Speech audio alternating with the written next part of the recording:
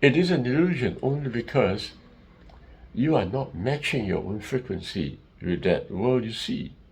If you match the observer with the world you see, both of it will collapse. And what is happening is that you will discover I am the only true reality. There is no other. Your presence is important.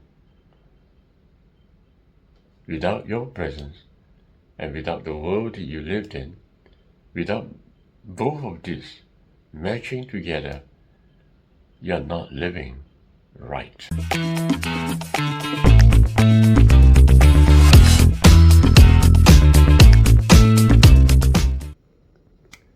Now, it is 3:20 in the morning right now.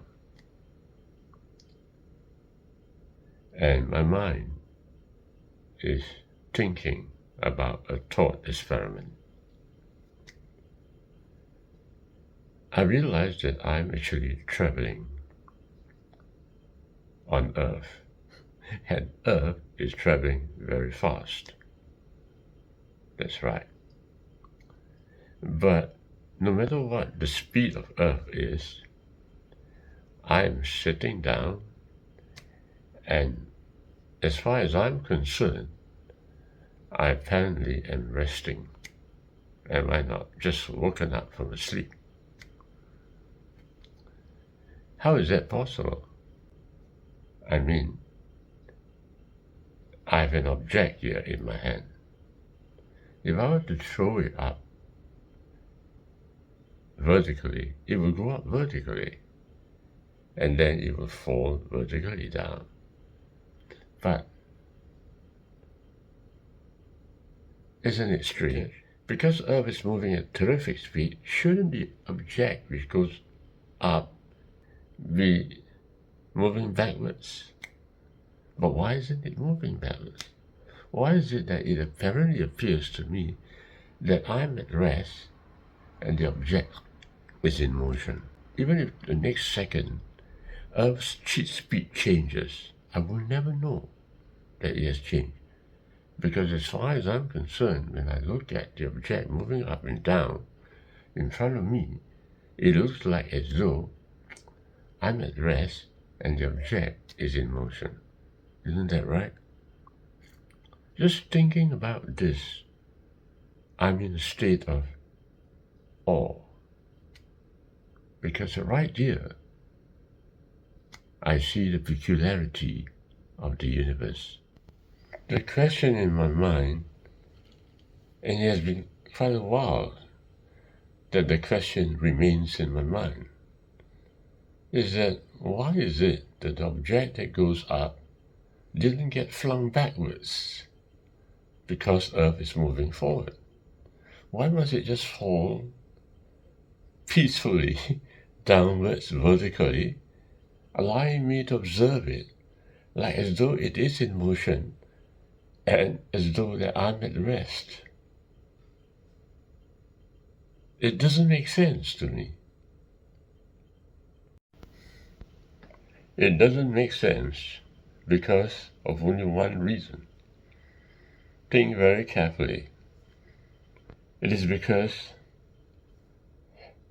when the object is moving up and is falling down, that is not the only reality. I'm actually part of reality as well. You see, most of the time, we look at the universe as though the universe is the reality, but we forget that the observer who is watching that universe is part of that reality. What I'm saying is that the world in front of me and I, the observer, together forms reality. Reality is not the world itself. No, the observer who is also part of that reality, and you can't get the equation of reality correct without considering two factors, the world and the observer. And that's the reason why, if I were to live in this world without observing my own thoughts, I'm not living fully. I'm not a complete person by simply living in my thoughts. I have to observe my thoughts at the same time while I am in this world, so that I'm complete in myself. And this is what I've been talking about all along in all my videos. And that's why in physics, as you are aware of, if you follow physics, reality is a wave. The reality is just merely made up of possibilities if there is no observer. The famous double-slit experiment proves that. And Einstein made a very interesting discovery. He said that if you were to be sitting on a spaceship and you travel at a certain speed, whatever speed that you're traveling, you will always notice the speed of light when you measure it from the spaceship is always the same. How is that possible? It runs contrary to logic, but yet it is the truth. In other words, the world that you see, in whatever motion you're taking, is a kind of illusion.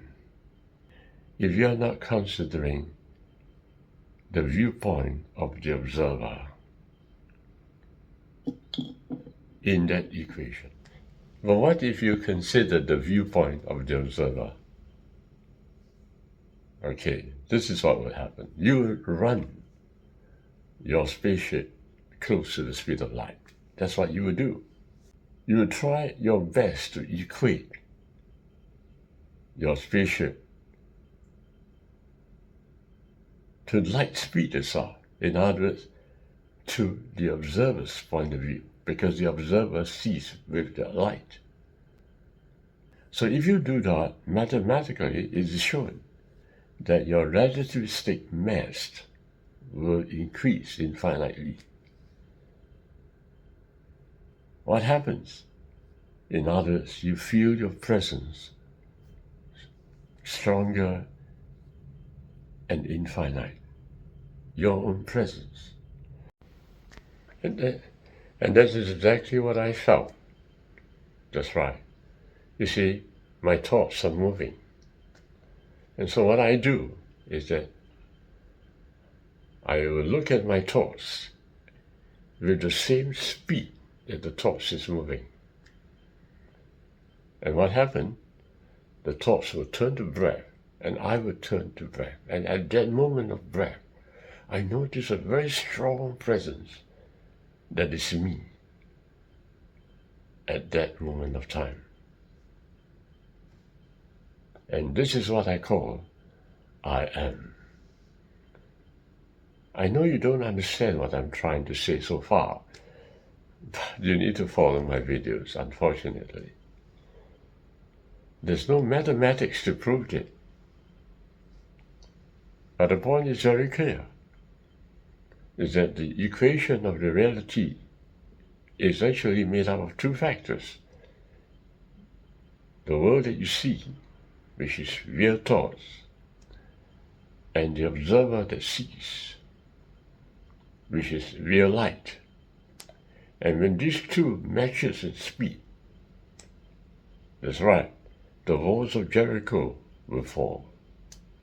I mean, you have two frequencies, the frequency of the cell and the frequency of the light. And they notice if you were to arrange the frequency of the laser equivalent to the frequency of the cells of your body, what will happen? That particular cell would be destroyed. And all other cells remain healthy except for that one cell which you have resonated with. That cell collapses. That's how the walls of Jericho fell when the Israelites were entering into the Promised Land. And that's what I told my brother too. He was having an itch on the body. And I told him that instead of scratching your body when the itch takes place, all you need to do is actually use your mind to observe the itch, to touch the itch. But don't use your hand, but just the mind. And you'll be amazed, I told my brother, that actually the itch will stop. I told him that I've done it many times. Even if there's a pain in my body, inside the body, all I need to do, I don't touch the body, I just observe with my mind on the body. What happened? Because the two frequency matches, the pain collapses. That's right. Reality, as you know it, is made up of two factors. I repeat.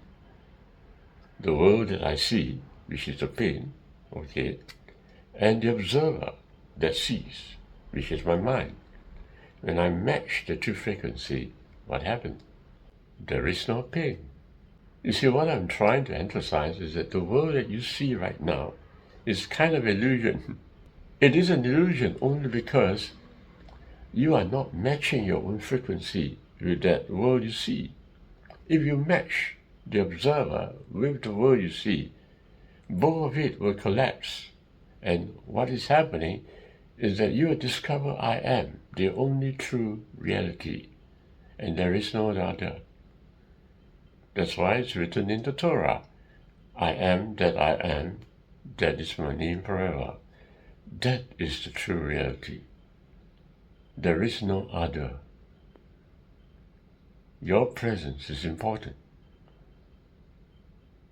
Without your presence, and without the world that you lived in, without both of these matching together, you're not living right. Many people are complaining. Some are saying that, wow, the world is a very difficult place to live in. They are not wrong, because they see the world as a difficult place to live in. And the reason why they are looking at this illusion is because they forget the observer who sees all this. Reality is not complete until you engage your own observer to see what you are seeing. If you simply see and act based on your thought without observing your thought, you're not complete. But when you do both, you act based on thought and observe the thought that acts. Wow. It's not an easy thing, but the resultant effect is you realize that the whole universe that you're living together with yourself, your body, collapses into breath. And all that remains is nothing more than I am.